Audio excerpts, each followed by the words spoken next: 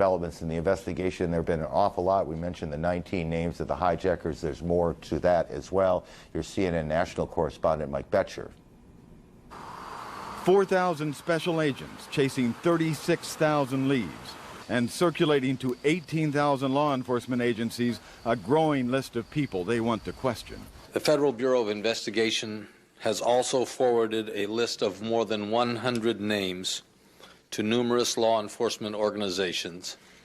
These are the names of individuals the FBI would like to talk to, because we believe they may have information that could be helpful to the investigation. Another FBI list, this one made public. The 19 men who the FBI says were the hijackers of the 4 aircraft.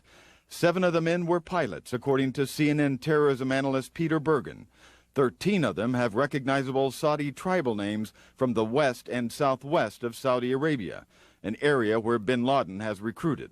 According to a source familiar with the bin Laden organization, men returning from Afghanistan who had trained with bin Laden arrived in Saudi Arabia in recent weeks and were talking about some kind of big operation that was imminent.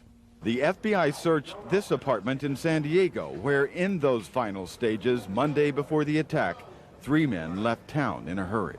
They had the truck right here, they was moving out. It didn't seem like you were leaving anywhere. I mean, I never seen nobody move at midnight. The trail of another accused hijacker, Mohammed Atta, in the months before the attack, led from Hamburg, Germany, to Florida and a series of flight schools, rental car agencies, and apartments. Then back to Hamburg, a return to Florida, and a final trip to New England, where he boarded a Boston to Los Angeles flight that eventually crashed into the World Trade Center.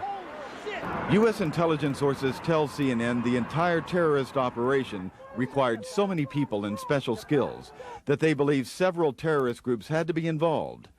Egyptian Islamic Jihad, led by this man, Ayman Zawahiri, a close bin Laden associate, is one of the groups getting close scrutiny by U.S. analysts. They were photographed together about 3 years ago in Afghanistan. A second man who has not been seen in more than 20 years is also being scrutinized.